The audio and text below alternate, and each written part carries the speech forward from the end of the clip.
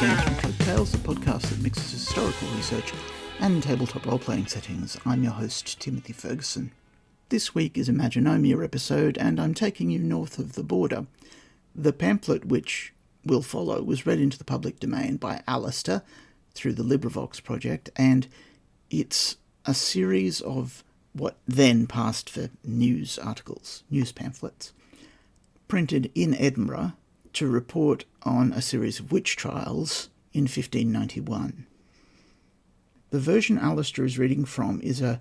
republication by Webster's in London in the 1890s, I believe. Webster says he's doing the republication because the story has gone around that the witches moved a peasant or a peddler from somewhere in Scotland to Bordeaux in France, where they drank out some gentleman's wine cellar, and then the peasant later saw them in the street and reported them to the authorities, which I must say smacks of ingratitude.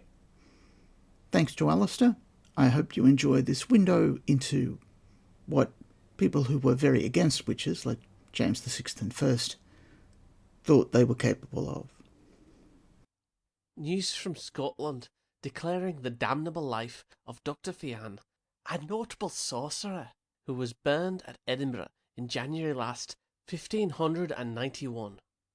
which doctor was registered to the devil that sundry times preached at North Barrack Kirk to a number of notorious witches, with the true examinations of the said doctor and witches as they uttered them in the presence of the Scottish king, discovering how they pretended to bewitch and drown his majesty in the sea coming from Denmark, with other such wonderful matters as the like have not been heard at any time. A true discourse of the apprehension of sundry witches lately taken in Scotland, whereof some are executed and some are yet imprisoned, with a particular recital of their examinations taken in the presence of the King's Majesty. God, by his omnipotent power, hath at all times and daily doeth take such care, and is so vigilant for the weal and preservation of his own, that thereby he disappointeth the wicked practices and evil intents of all such as by any means whatsoever seek indirectly to conspire any thing contrary to his holy will. Yea, and by the same power he hath lately overthrown and hindered the intentions and wicked dealings of a great number of ungodly creatures, no better than devils, who suffering themselves to be allured and enticed by the devil whom they served, and unto whom they were privately sworn, entered into the detestable art of witchcraft, which they studied and practised so long time that in the end they had seduced by their sorcery a number of others to be as bad as themselves. Dwelling in the bounds of Lothian, which is a principal shire or part of Scotland where the King's Majesty useth to make his chiefest residence or abode, and to the end that their detestable wickedness, which they had privily pretended against the King's Majesty, the commonwealth of the country, with the nobility and the subjects of the same, should come to light. God of his unspeakable goodness did reveal and lay it open in very strange sort, thereby to make known to the world that their actions were contrary to the law of God, and the natural affection which we ought generally to bear one to another. The manner of the revealing whereof was as followeth. Within the town of Tranent in the kingdom of Scotland there dwelleth one David Seaton, who being the deputy bailiff in the said town, had a maid called Gillies Duncan, who used secretly to absent and lie forth of her master's house every other night. This Gillies Duncan took in hand to help all such as were troubled or grieved with any kind of sickness or infirmity, and in short space did perform many matters most miraculous, which things, forasmuch as she began to do them upon a sudden, having never done the like before, made her master and others be in great admiration, and wondered thereat, by means whereof the said David Seaton had his maid in great suspicion that she did not those things by natural and lawful ways, but rather supposed it to be done by some extraordinary and unlawful means. Whereupon her master began to grow very inquisitive, and examined her, which way and by what means she was able to perform matters of so great importance. Whereat she gave him no answer. Nevertheless, her master, to the intent that he might try to find out the truth of the same, did with the help of others torment her with the torture of the pillywinks upon her fingers, which is a grievous torture, and binding or wrenching her head with a cord or rope, which is a most cruel torment also. Yet she would not confess anything. Whereupon, they suspecting that she had been marked by the devil, as commonly witches are, made diligent search about her, and found the enemy's mark to be in her forkrag, or forepart of her throat, which being found, she confessed that all her doings was done by the wicked allurements and enticements of the devil, and that she did them by witchcraft. After this her confession, she was committed to prison, where she continued a season, where immediately she accused these persons following to be notorious witches, and caused them forthwith to be apprehended, one after another, viz. Agnes Sampson, the eldest witch of them all, dwelling in Haddington, Agnes Thompson of Edinburgh, Dr. Fian, alias John Cunningham, master of the school at Saltpans in Lothian, whose life and strange acts you shall hear more largely in the end of this discourse. These were by the said Gilles Duncan accused, as also George Mott's wife, dwelling in Lothian, Robert Grayson, skipper, and Janet Blandylands, with the potter's wife of Satan, the smith at Brighallies, with innumerable others in those parts, and dwelling in the bounds aforesaid, of whom some are already executed, the rest remain in prison to receive the doom of judgment at the King's Majesty's will and pleasure. The said Gilles Duncan also caused Euphemie McAlarian to be apprehended, who conspired and performed the death of her good father, and who used her art upon a gentleman, being one of the lords and justices of the session, for bearing goodwill to her daughter. She also caused to be apprehended one Barbara Napier for bewitching to death Archibald, late Earl of Angus, who languished to death by witchcraft, and yet the same was not suspected, but that he died of so strange a disease as the physician knew not how to cure or remedy the same. But of all the other said witches, these two last, before recited, were reputed as civil and honest women as any that dwelled within the city of Edinburgh, before they were apprehended. Many other besides were taken dwelling in Leith, who are detained in prison until his Majesty's further will and pleasure be known, of whose wicked doings you shall particularly hear, which was as followeth. This aforesaid Agnes Sampson, which was the elder witch, was taken and brought to Holyrood House before the King's Majesty, and sundry other of the nobility of Scotland, where she was straitly examined. But all the persuasions which the King's Majesty used to her, with the rest of his council, might not provoke or induce her to confess anything, but stood stiffly in the denial of all that was laid to her charge. Whereupon they caused her to be conveyed away unto prison, there to receive such torture as hath been lately provided for witches in that country. And forasmuch by due examination of witchcraft and witches in Scotland, it hath lately been found that the devil doeth generally mark them with a privy mark, by reason the witches have confessed themselves that the devil doth lick them with his tongue in some privy part of their body, before he doeth receive them to be his servants, which mark commonly is given under the hair in some part of their body, whereby it may not easily be found out or seen, although they be searched. And generally, so long as the mark is not seen to those which search them, so long the parties which have the mark will never confess anything. Therefore, by special commandment, this Agnes Sampson had all her hair shaven off in each part of her body, and her head thrown with a rope according to the custom of that country, being a pain most grievous, which they continued for almost an hour, during which time she would not confess anything until the devil's mark was found upon her privities.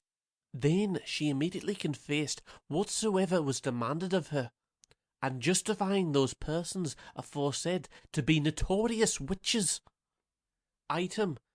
The said Agnes Sampson was after brought again before the king's majesty and his council, and being examined of the meeting and detestable dealings of those witches, she confessed that upon the night of All Hallow Even last she was accompanied as well with the persons aforesaid as also with a great many other witches, to the number of 200, and that all they together went to sea,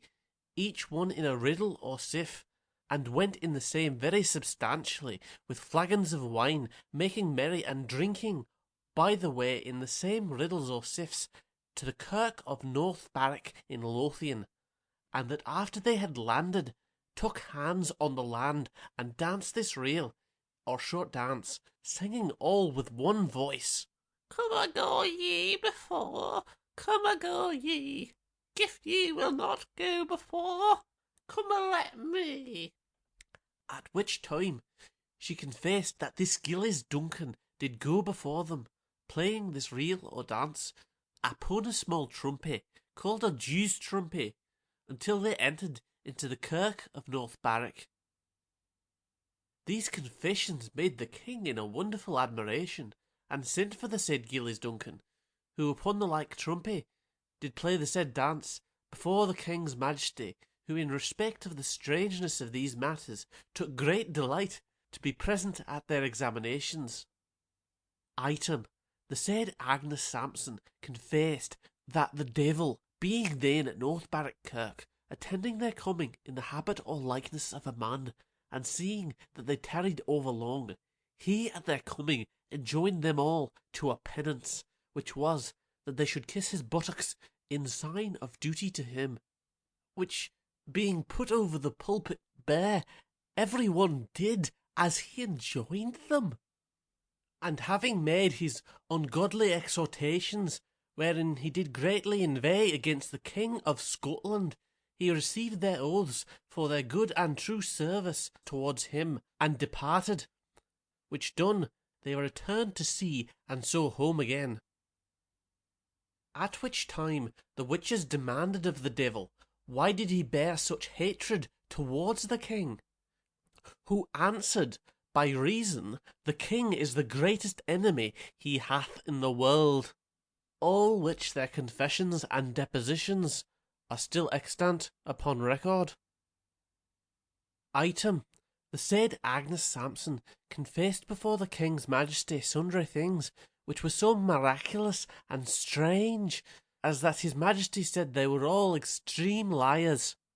Whereat she answered, she would not wish his majesty to suppose her words to be false, but rather to believe them, in that she would discover such matters unto him as his majesty should not any way doubt of.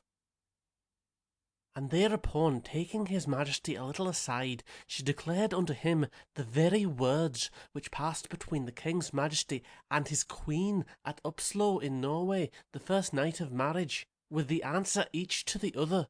Whereat the king's majesty wondered greatly, and swore by the living God that he believed all the devils in hell could not have discovered the same, acknowledging her words to be most true, and therefore gave the more credit to the rest that is before declared. Touching this Agnes Sampson, she is the only woman who by the devil's persuasion should have intended and put in execution the king's majesty's death in this manner. She confessed that she took a black toad, and did hang the same up by the heels 3 days, and collected and gathered the venom it dropped, and fell from it in an oyster shell, and kept the same venom close covered, until she should obtain any part or piece of foul linen cloth that had appertained to the king's majesty, as shirt, handkerchief, napkin, or any other thing, which she practised to obtain by means of one John Kerrs, who, being an attendant in his majesty's chamber, desired him, for old acquaintance between them, to help her to one or a piece of such a cloth as is aforesaid, which thing the said John Kerrs denied to help her to, saying he could not help her unto it. And the said Agnes Sampson, by her dispositions since her apprehension, saith that if she had obtained any one piece of linen cloth which the king had worn and fouled, she had bewitched him to death, and put him to such extraordinary pains as if he had been lying upon sharp thorns and ends of needles.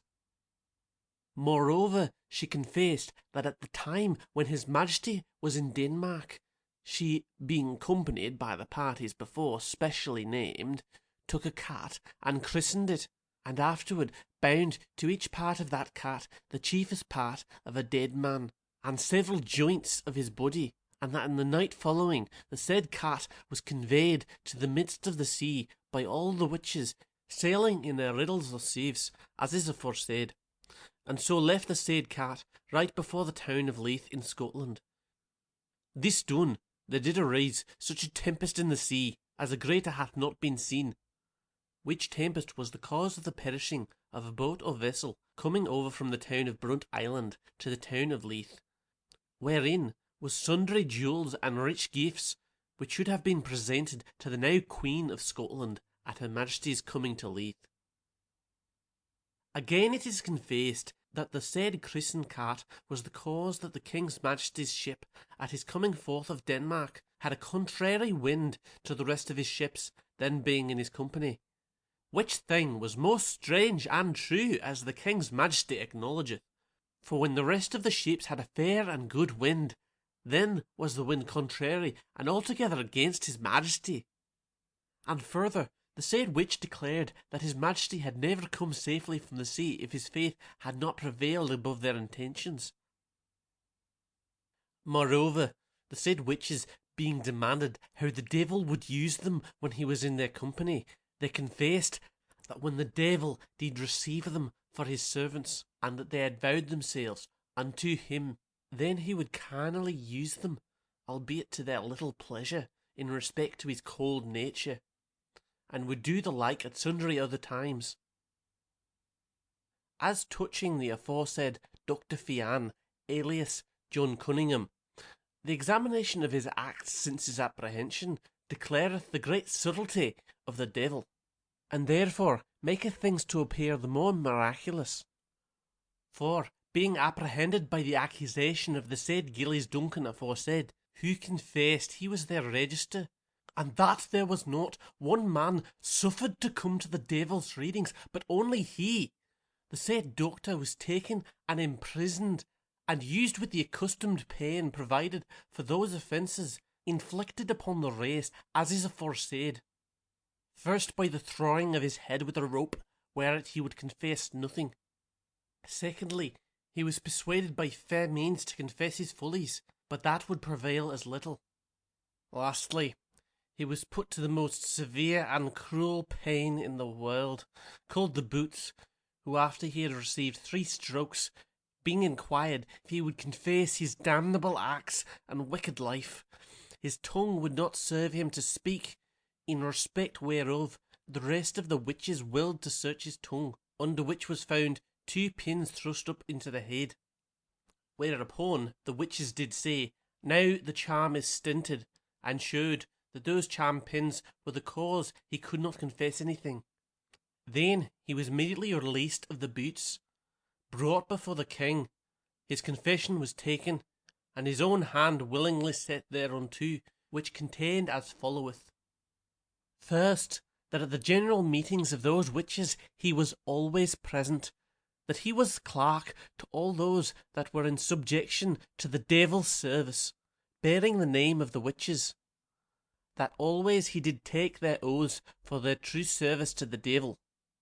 and that he wrote for them such matters as the devil still pleased to command him.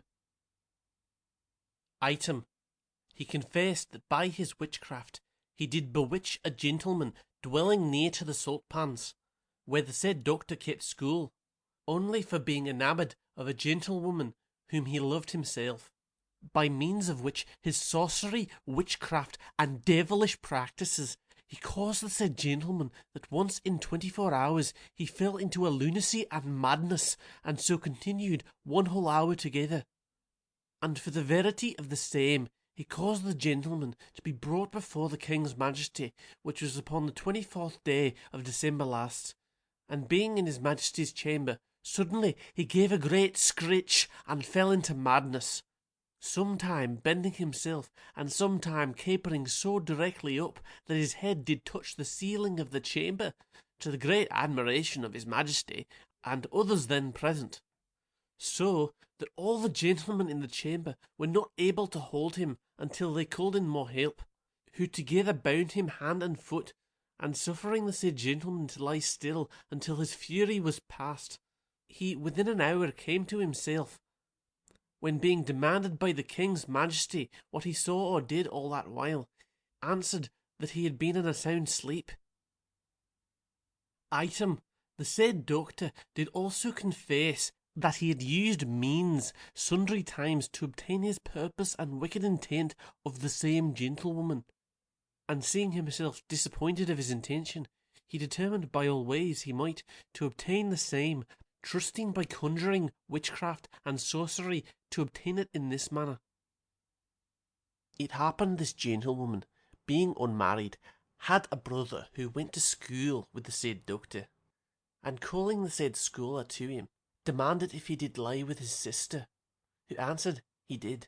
by means whereof he thought to obtain his purpose, and therefore secretly promised to teach him without stripes, so he would obtain for him 3 hairs of his sister's privities, at such a time as he should spy the best occasion for it, which the youth promised faithfully to perform, and vowed speedily to put it in practice, taking a piece of conjured paper of his master to lap them in when he had gotten them, and thereupon the boy practised nightly to obtain his master's purpose, especially when his sister was asleep. But God, who knoweth the secret of all hearts, and revealeth all wicked and ungodly practices, would not suffer the intents of this devilish doctor to come to that purpose which he supposed it would, and therefore, to declare that he was heavily offended with his wicked intent, did so work by the gentlewoman's own means, that in the end the same was discovered and brought to light. For she, being one night asleep, and her brother in bed with her, suddenly cried out to her mother, declaring that her brother would not suffer her to sleep, whereupon her mother, having a quick capacity, did vehemently suspect Dr. Fian's intention, by reason she was a witch of herself, and therefore presently arose, and was very inquisitive of the boy, to understand his intent, and the better to know the same, did beat him with sundry stripes, whereby he discovered the truth unto her.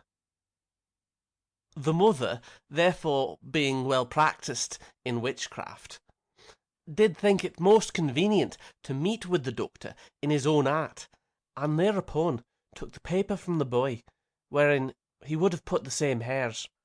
and went to a young heifer, which never had borne calf, nor gone unto the bull, and with a pair of shears clipped off 3 hairs from the udder of the cow, and wrapped them in the same paper, which he again delivered to the boy, and then willing him to give the same to his said master, which he immediately did. The schoolmaster, so soon as he did receive them, thinking them indeed to be the maid's hairs, went straight and wrought his art upon them, but the doctor had no sooner done his intent to them, but presently the heifer cow, whose hairs they were indeed, came unto the door of the church wherein the schoolmaster was, into the which the heifer went, and made towards the schoolmaster, leaping and dancing upon him, and following him forth of the church, and to what place soever he went, to the great admiration of all the townsmen of Saltpans, and many others who did behold the same. The report whereof made all men imagine that he did work it by the devil, without whom it could never have been so sufficiently effected, and thereupon the name of the said Dr. Fian, who was but a young man, began to grow common among the people of Scotland, that he was secretly nominated for a notable conjurer.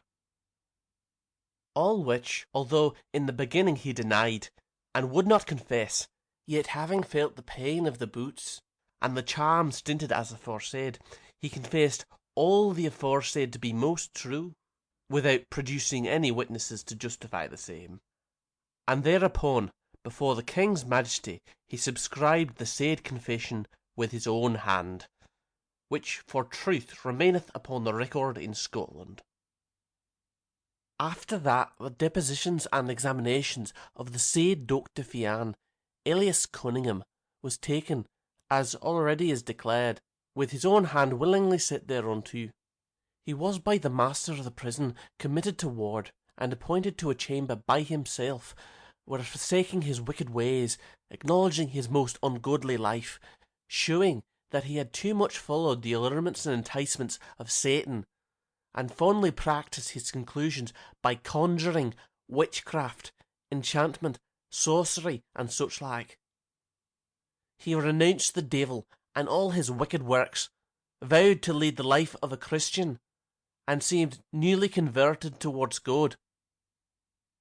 The morrow after, upon conference had with him, he granted that the devil had appeared unto him the night before, apparelled all in black, with a white wand in his hand. And that devil demanded of him if he would continue his faithful service according to his first oath, and promise made to that effect,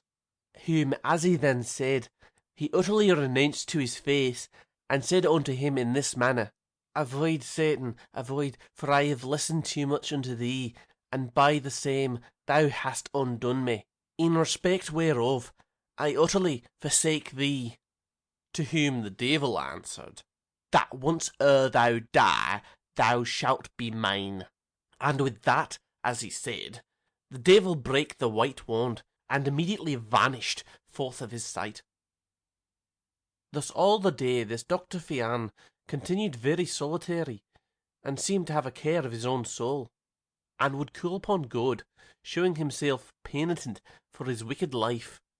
Nevertheless, the same night he found such means that he stole the key of the prison door and the chamber in which he was, which in the night he opened, and fled away to the salt pans, where he was always resident and first apprehended, of whose sudden departure, when the King's Majesty had intelligence, he presently caused diligent inquiry to be made for his apprehension, and for the better effecting thereof, he sent public proclamations into all parts of his land to the same effect, by means of whose hot and hard pursuit he was again taken and brought to prison, and then, being called before the King's Highness, he was examined as well touching his departure, as also touching all that had before happened.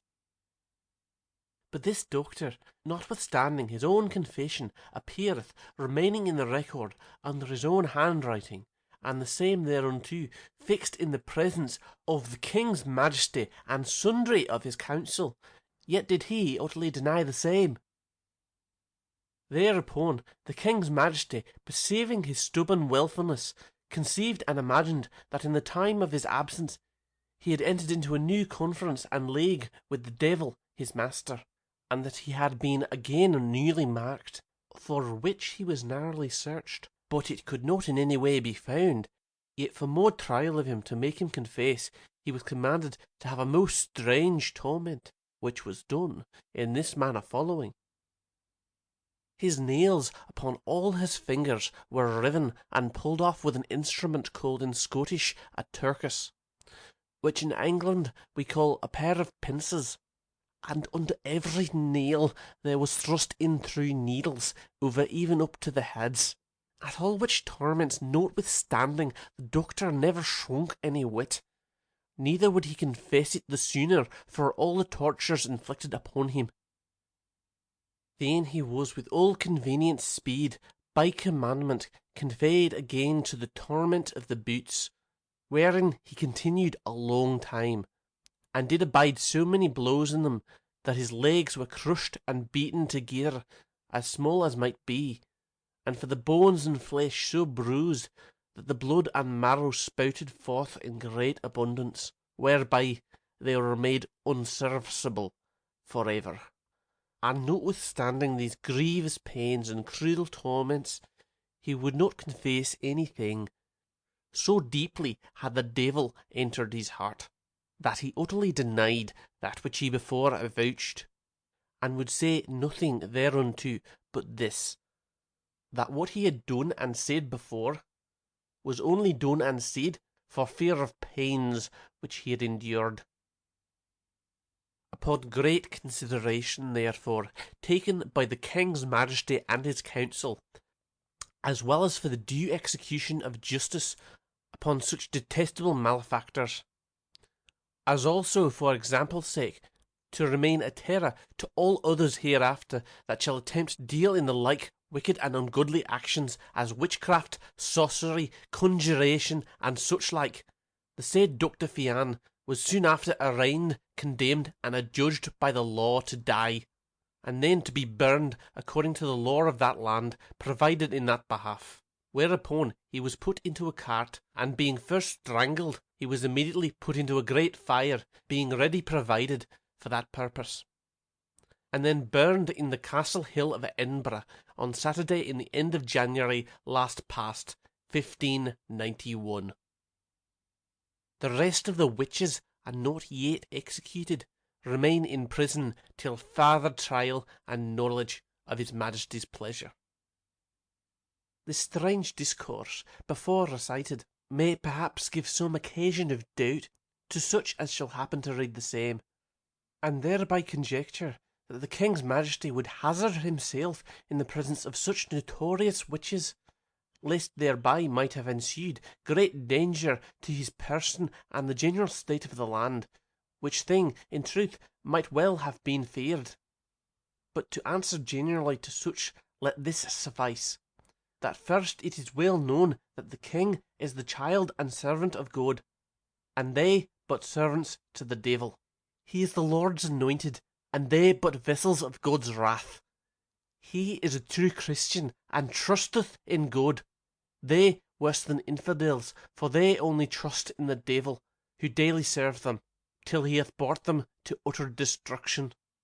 But hereby it seemeth that his Highness carried a magnanimous and undaunted mind, not feared with their enchantments,